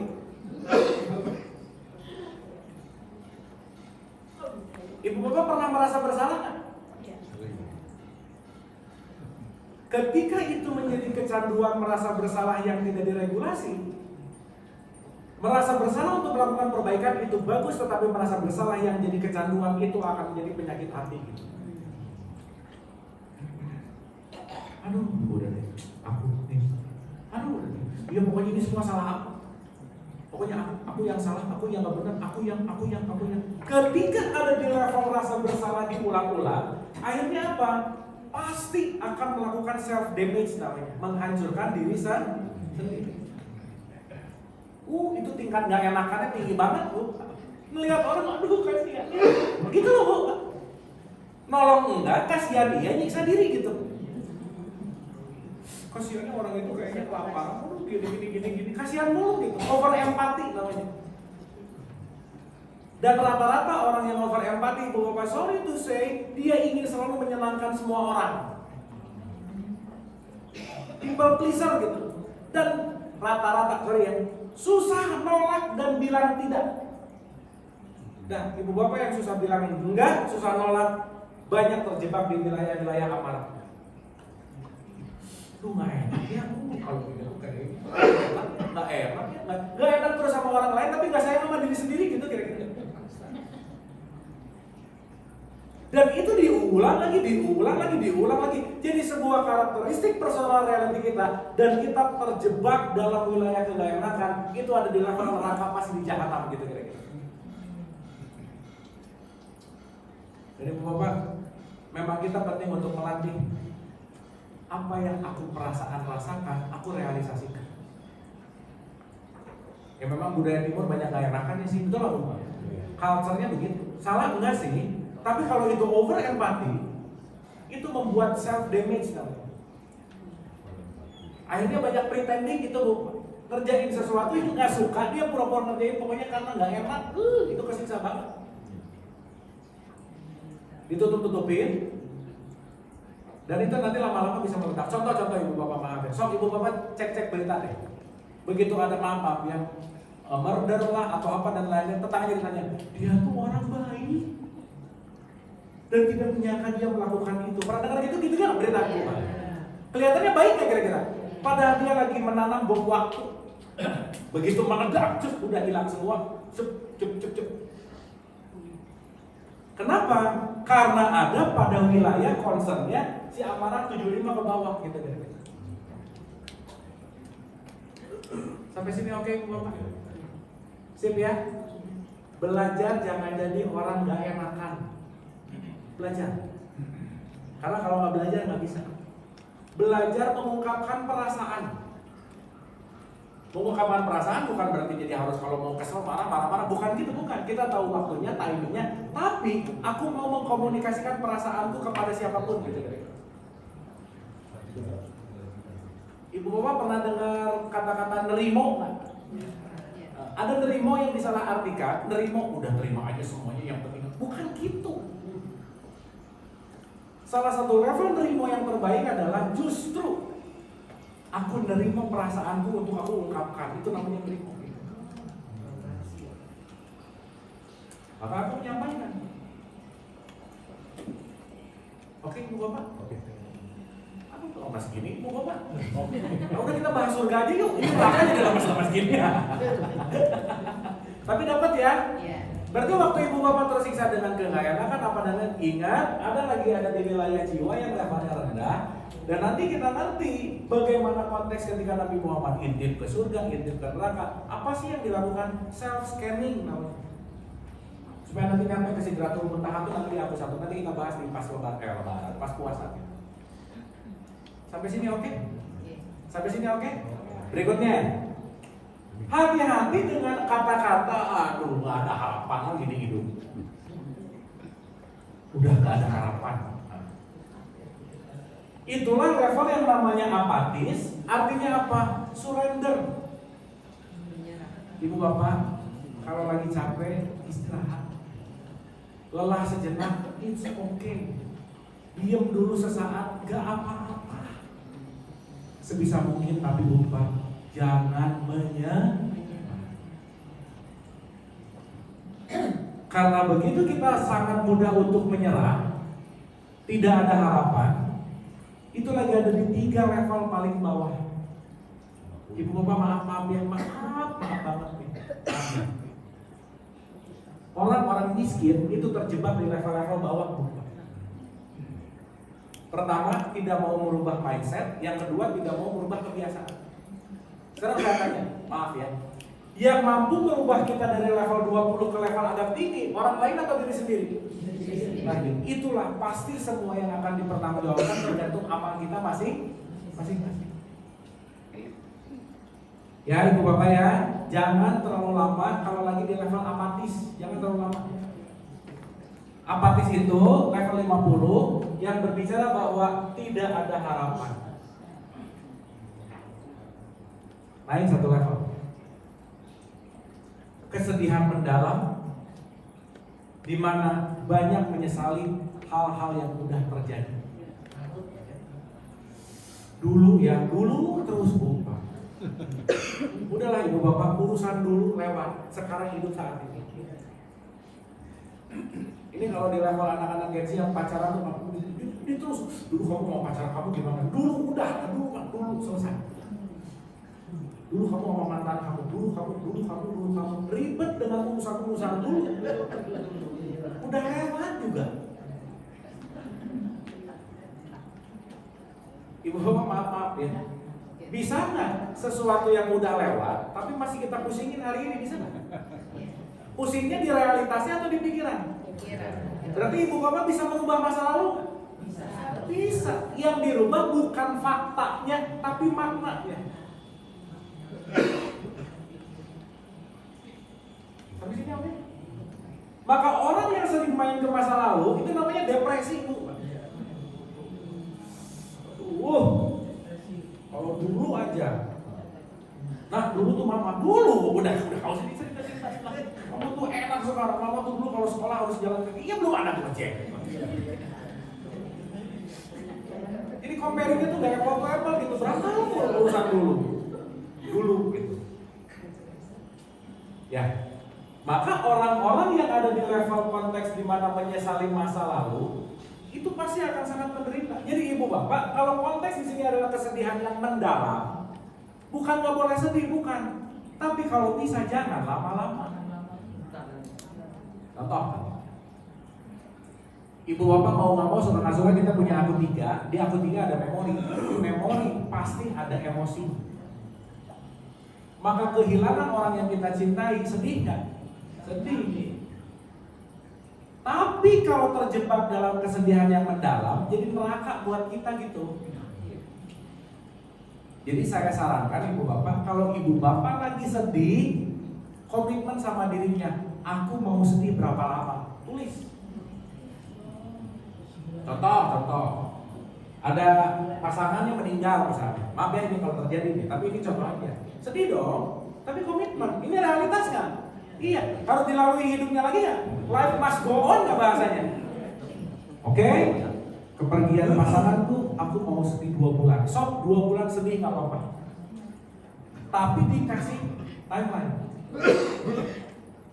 Saya menerapkan itu Pak. Saya nggak mau sedih lebih dari 6 bulan. Ternyata sampai detik ini saya masih sedih kayak anak saya. Ya, balik lagi. Berarti ketika penerapan itu masih ada sesuatu dan nggak usah ditolak juga loh. Tapi tetap ada awareness gitu. Betul nggak? Jangan-jangan ibu tetap merasakan itu bukan di level sedih. Jangan-jangan ibu ada takutnya, atau ibu ada keinginan, atau ibu ada amarah, atau ibu ada sesuatu yang merasa di bawah tadi. Contoh, maaf nih contoh. Ibu bapak saya pernah mengalami satu klien yang bilang gini, aku ya 7 tahun disimpannya. Sama Bu, aku tuh belum jadi orang tua yang bisa membahagiakan. Aku tuh belum jadi anak yang bisa membahagiakan orang tua. Karena dia anggap bahwa orang tuanya masih hidup, nggak full, dan dia merasa bersalah terus. Kebayang nggak? Udah kesedihan mendalam, banyak main-main, dia merasa bersalah. Chaos ya lupa. Gitu. Dan balik lagi, kata kuncinya adalah latihan. Tapi betul, yang terpenting kita punya timeline, at least nih, saya mau sedih tuh 6 bulan misalnya. Tapi begitu ada lagi, jangan ditolak. Oke, berarti ini masih mampir nih. Ada apa dengan ini? Jangan-jangan udah bukan di level sedih, gitu misalnya. Karena bisa jadi di level manapun kita menyangkanya itu adalah sedih. Nanti kita bahas ya. Tapi kira-kira begitu. Sampai sini oke? Iya oke, Ibu Bapak nggak ingat? Sip. Di level-level yang barusan saya ceritain, sering nggak mampir ke situ? Nah, tapi sekarang disadari, aduh lagi mampir nih ke jahanam gitu. Nah, cara satu-satunya ibu bapak terlepas dari neraka jahanam level rendah, nomor satu, jangan memodifikasi perasaannya, diiyahin, diterima dulu, titik. Contoh, ibu masih ada sedih ketika anaknya meninggal. Begitu rasa sedih, aku terima kesedihan ini dan it's okay untuk aku sedih. Itu nomor satu. Jangan sekali-kali begitu sedih datang, jangan sedih. Jangan sedih. Jangan sedih. Itu namanya menolak perasaan. Udah ditolak, kadang-kadang ditekan. Penolakan dan penekanan meledak lebih besar di kemudian hari. Oke? Sip? Nah, lama-lama si perasaan itu nanti diterima, kita bisa diskusi sama si perasaannya. Kamu kenapa sih datang sini? Karena setiap perasaan yang datang pasti ada engagement emosi, dan emosi itu nanti yang bisa kita rilis. Ya. Letting go-nya nanti kita akan bahas 2 pertemuan habis ini. Tapi at least kita ngerti dulu ini kira-kira level-level ini yang kalau keseharian kita sering datang, tolong waspada. Sip? Oke? Naik satu level berikutnya, itu disebut dengan yang namanya banyak mau, bukan keinginan. Jadi di level keinginan itu pokoknya melekat, akhirnya pokoknya tipikal orang yang banyak mau, aku sekarang. Mau nggak mau, mama nggak mau tahu sekarang. Nah, udah.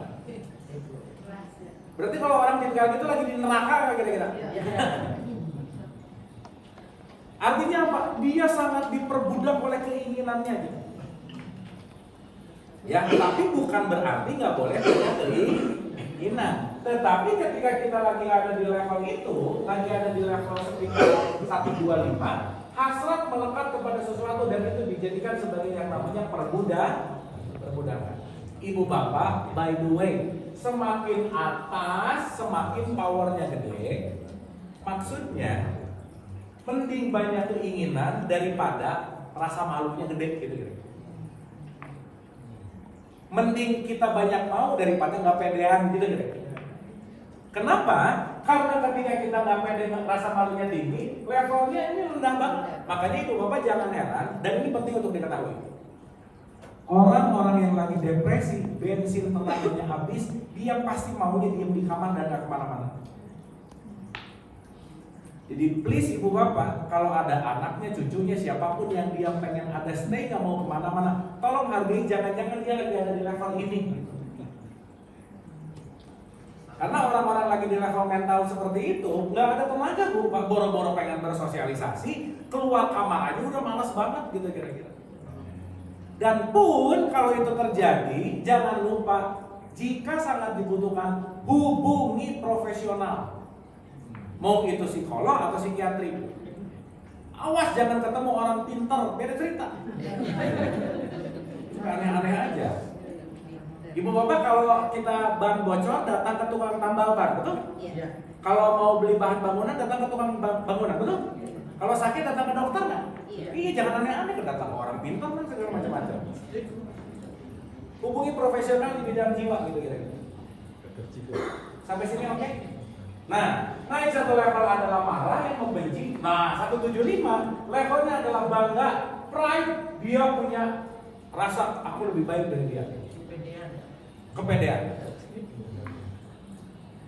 Jadi, maaf ya, antara bangga dan berani, antara bangga dan penegasan afirmasi untuk menolong, bermanfaat, itu beda tipis loh.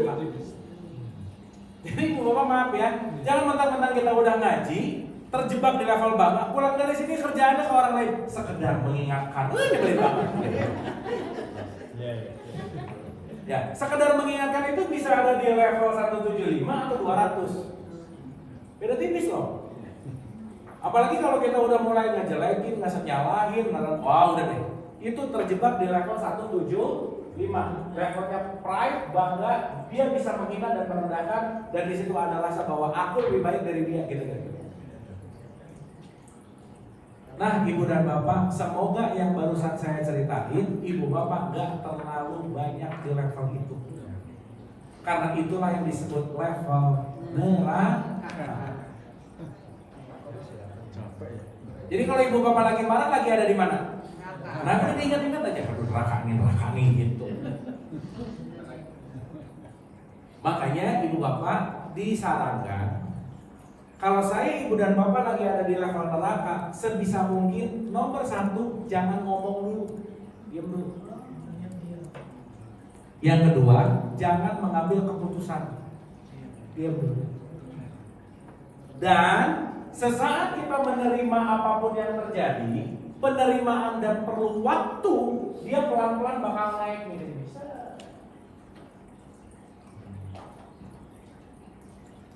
Nah, kita jam berapa asal ibu bapak? 15.23. Oke, ya udah. Ya. Ini kita di sini selesai dulu ya. Ibu bapak ini nggak apa-apa, nggak cepet-cepet beres nggak apa-apa ya. Neraka dulu. Nah, yang penting. Udah kenal. Tapi kalau ibu bapak sadar lagi di neraka, berarti kebalikannya itu adalah surga gitu kira-kira. Sip ya. Makanya ingat nggak ciri-ciri takwa yang terakhir itu memaafkan, betul nggak? Karena hanya orang-orang yang memaafkanlah yang bisa switching dari 175 ke bawah ke 175 ke atas. Nah, to be simple ibu bapak, Isra Mi'raj adalah perjalanan dari level paling bawah sampai ke Sidratul Muntaha, itu level paling tinggi. Itulah gitu. Ya. Makanya kita penting untuk dalam tanda petik ya, dalam tanda petik nih, banyak berkontemplasi. Makanya inti dari sholat itu kan kontemplasi sebetulnya. Nah, inti pembelajaran kita hari ini ibu bapak, tolong jangan sibuk mengawasi orang lain sehingga kita lupa mengawasi perasaan sendiri kita. Karena tidak ada yang bisa mengawasi perasaan kita kecuali diri sendiri, dan orang lain bisa melukai kita, tapi tanggung jawab menyembuhkan tanggung jawabku. Dan gak ada tanggung jawab kita untuk menyembuhkan orang lain. Karena kenapa? Luka jiwa, luka-luka yang ada di sini, ini semuanya banyak yang kita belum sadari gitu. Contoh, makin ibu bapak kalau benci atau marah sama orang, kira-kira orangnya duluan yang ada atau marahnya duluan yang ada? Nah, gitu. Berarti bencinya udah ada belum di sini? Nah, gitu. Berarti orang itu emang nyebelin atau mengingatkan bahwa kamu masih ada di level neraka, betul nggak bu? Iya. Maka bersyukurlah banyak ketemu orang nyebelin bu. Iya, karena mereka yang mengingatkan kita, oh ternyata aku masih ada ininya, oh ternyata aku masih ada. Betul nggak kira-kira? Karena tanpa mereka kita nggak bisa naik kelas gitu kira-kira. Oke? Sip? Sipnya ini ibu bapak. Nah, berarti make sense dong kalau sekarang kita bicara Isra Mi'raj adalah perjalanan untuk menyadari frekuensi jiwa kita lagi ada di level mana. Dan yuk kita praktekin itu sehari-hari supaya kita bisa menjaga diri, menjaga jiwa. Setidaknya ibu bapak, dalam perspektif David Hawkins, yang paling aman itu di level 200. Courage namanya, berani. Ada percaya diri, antusias, itu aman. Ya, apalagi nanti kita masuk ke netral, masuk ke optimisme, masuk ke forgiveness, masuk ke berpikir. Nah ibu bapak maaf ya, maaf. Kalau ibu bapak lagi marah, ibu bapak lagi nggak mikir. Berarti terpancing oleh emosi. Maka ketika marah, shutdown berpikirnya. Maka orang marah melakukan hal-hal yang enggak masuk akal. Kenapa? Emang nggak dipakai akalnya. Sip? Berarti kalau kita lagi menghina orang, lagi merendahkan orang, lagi dipakai nggak pikirannya? Nah, nanti Ibu Bapak tolong direnungkan, sehari-hari banyak berpikir nggak sih gitu? Ya, kan pilihannya cuma dua. Ibu Bapak ini banyak berpikir atau banyak pikiran, udah gitu aja. Nah, kalau banyak pikiran berarti di sini. Ya, kalau berpikir nanti ada di sini. Oke? Berarti yang menciptakan surga siapa? Kita. Yang menciptakan neraka? Mantap. Yang menentukan aku di surga atau di neraka adalah pilihanku terhadap jiwaku.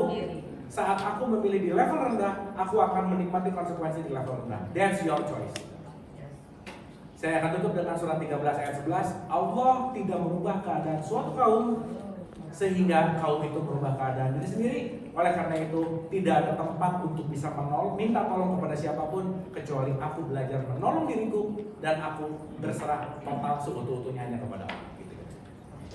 Oke? Oke. Sip? Itu saja, Ibu Bapak. Ada pertanyaan dulu? Ibu nanti kita bahas ya, karena itu pembahasannya di next sih sebenarnya. Tapi dapat gitu ya. Ya. Oh iya Pak. Tanya di luar itu. Iya. Tanya di luar itu. Iya, gimana? Mungkin boleh pakai mic. Assalamualaikum. Salam.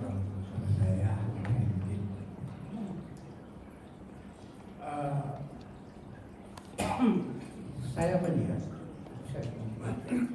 bahwa orang-orang kafir itu sudah mengenal Allah. Tapi dalam versi apa mereka kenal Allah itu? Gimana Pak? Kenapa Pak? Orang-orang kafir, Ya. orang-orang musyrik, Ya. itu sudah mengenal Allah. Nah, Dalam bacaan itu selalu Allah. ya. Tapi dalam konteks apa mereka itu mengenal Allah? Oke Pak, ini bagus banget pertanyaannya. Gini, Ibu dan Bapak, maaf ya. Saya tahu, saya menyaksikan dan saya menjadi tiga hal yang berbeda nggak kira-kira? Beda. Contoh. Ibu dan Bapak maaf ya, jangan berpikir orang kafir itu adalah orang dengan identitas kekafiran. Orang yang dalam tanda petik kafir adalah orang yang itu kafir gitu. Ingat, kafir itu artinya tertutup. Berarti kalau kafir itu adalah tertutup, kira-kira yang terjadi dalam dirinya keinginan hawa nafsunya atau keinginan Allahnya? Hawa nafsu. Hawa nafsunya. Contoh, maaf ya. Tiap hari di masjid dengar Allah. Tahu Allah nggak? Tapi selesai keluar masjid, kelit misalnya. Oke. Berarti dia tahu Allah, tapi tidak mengallah, gitu kira-kira. Gitu Pak. Sehingga dia tahu Allahnya dari mana? Informasi. Maka orang yang mengallah, yang menyatu dengan dia, bukan hanya tahu nama, bukan hanya tahu tulisan, tetapi sifatnya menjadi sifatku, gitu loh Pak kira. Nah, maaf nih. Bisa nggak orang KTP-nya Islam tapi kafir? Bisa. Karena yang Islam baru hanya KTP. Ibu Bapak maaf ya, kira-kira kalau orang korupsi dipanggil oleh keinginannya nggak kira-kira? Iya. Egonya nggak kira-kira? Berarti ketika dia korupsi, welas aslinya ketutup nggak? Iya. KTP-nya bisa Islam nggak? Bisa. Jadi korupsi lagi kafir nggak dia? Lagi kafir. Agamanya apa? Berarti kafir nggak ada urusan sama agamamu apa gitu? Iya. Gitu Pak. Sip, nanti kita bahas pelan-pelan. Silakan. Assalamualaikum warahmatullahi wabarakatuh. Salam. Alhamdulillah, maaf. Saya ini baru yang kedua kali ikut di kesibukan sebagainya baru ada. Saya amati kajian Ustaz Islam perspektif pendekatan tasawuf saja. Ya. Terus hari ini terkajian Isra Mi'raj. Saya nggak tahu nanti apa sama gitu ya bersama saya. Isra Mi'raj itu pendekatan iman, Ya. bukan akal kalau menurut saya. Kalau akal itu sudah selesai lah. Kalau akal mungkin tidak diperlukan oleh apalagi yang Isra Mi'raj itu ruhnya yang ada sebagian ulama dulu mengatakan itu, tapi mayoritas mengatakan dengan jasad-jasadnya Rasulullah untuk Isra dan Mi'raj. Kalau ruh tidak perdebatan untuk itu disebutkan jasad itulah Rasulullah itu Isra dan Mi'raj ya. Tuh, yang ketiga sedikit dari catatan saya semua itu sebetulnya tadi Ustaz Marlum sebutkan itu berceceran di hadis-hadis tadi seperti itu dengan detail sekecil itu masuk gitu ya. Semua itu yang tadi ungkapkan itu setiap manusia punya alhamah fujura watakwa potensi, jadi tinggal dikembangkan, tinggal dilatih dari jiwa itu untuk mendekati surga atau neraka itu. Itu perlu latihan, kapan perlu latihan, siapapun gitu. Itu saja sedikit yang masalah sekarang Isra Mi'raj ini yang Ustaz yakini itu dengan jasad atau ruh saja. Ya. Saja, makasih. Baik, yang pertama Pak, kalau ngomongin sama jasadnya, saya pun tidak melihat bukti itu satu. Dan betul tadi kata Bapak bahwa itu kembali kepada keyakinan. Nah, apapun keyakinan yang kita asumsikan, itu kan menjadi sebuah keyakinan subjektif gitu. Sehingga mau bicara bahwa dengan jasadnya, no problem. Mau bicara dengan ruhnya aja, buat saya, no problem. Tetapi, bagi perspektif saya, apa yang bisa kita pelajari dalam konteks yang namanya kekinian gitu loh. Jadi kalau ada yang mengatakan dengan jasadnya, apakah saya setuju? Setuju, karena orang juga mengatakan itu. Tapi pun pembuktiannya kita nggak ada yang tahu. Berarti dia setuju secara maknawiyah, bukan fakta. Gitu. Pun kalau kita bicara dalam konteks faktanya, nggak ada buktinya juga. Maka kita mengambil pemahaman sebagai perumpamaan. Gitu. Jadi buat saya, apapun konteks entah itu pemaknaan atau fakta, atau bagaimana konteks keimanan atau akal, semuanya kita gali untuk bagaimana memperbaiki perilaku akhlak kita sekarang gitu lah kira-kira. Esensi. Kira-kira begitu. Terima kasih. Cukup ya Ibu Bapak ya. Kita ini bentar lagi. Oh ya Ibu. Wah banyak ya pertanyaan. Silakan Ibu. Saya ingin tahu bedanya jiwa dengan hati. Kelola jiwa, kelola hati. Oke, ini Bu, simpel aja ya. Kecerdasan jiwa itu namanya hati. Kecerdasan badan itu namanya otak. Kecerdasan ruh itu namanya nurani. Jadi hati itu adalah kecerdasan dari jiwa. Jadi secara singkat saya jawab dulu simpel sekarang. Jiwa dan hati sama. Membersihkan hati sama dengan membersihkan jiwa. Kira-kira begitu. Sip ya. Ya.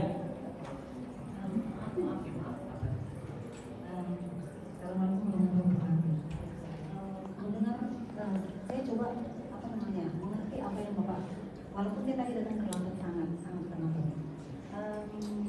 Kalau begitu, apa dong keterlibatan Tuhan Allah dalam hidup kita? Ya. Seakan-akan tadi itu kalau saya menangkapnya, ya terserah kita. Kalau kita mau hidup, ya kita sendiri yang tentukan. Kita mau surga, mau neraka, kita tentukan sendiri. Lalu gimana campur tangan Allah ini? Kalau nggak ada PLN, Ibu punya TV gede, tetap nggak nyata. Tuh. Kalau nggak ada sang daya hidup, nggak ada listrik, mau punya TV, tetap nggak nyala. Betul? Peran dia adalah memberikan kita. Lalu kan ada yang iman ya? Ya. Apa tuh? Takbir, order gitu? Ya. Memang tadi baru bilang bahwa tidak akan berubah kalau kita nggak berubah. Ya. Tapi kan itu tetap dengan bukan begitu kalau menurut ini yang saya ini ya.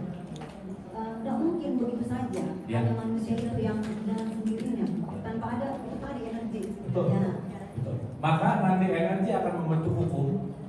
Hukum itu akan berlaku. Pilihan kita mau ngikutin hukum itu atau tidak. Jadi nanti Allah memberi hukum, membuat sistem, kita mau ngikutin sistem atau tidak. Dia yang membuat sistemnya. Nah, pilihan kita mau match sama sistem atau tidak match sama sistem, itu adalah pilihan. Sederhana kira-kira. Sip ya, nanti kodar kita akan bahas nih next. Ini susah diceritain dalam 5 menit. Terima kasih Pak. Ya, sip. Oke ya Ibu, satu lagi dikit nanti ya, dikit lagi aja, silakan. Ibu jangan susah-susah nanya ya. Kan neraka dan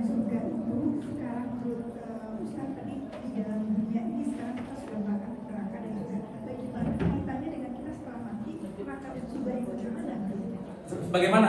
Jawaban saya nggak tahu, saya juga belum pernah. Udah gitu aja ya. Nanti kita bahas. Ya. Jadi kita yang jelas-jelas aja dulu gitu aja. Oke Bu? Sip ya. Ibu Bapak terima kasih karena sudah azan. Wabillahi taufiq wal hidayah. Assalamualaikum warahmatullahi wabarakatuh. Atur nuhun. Terima kasih.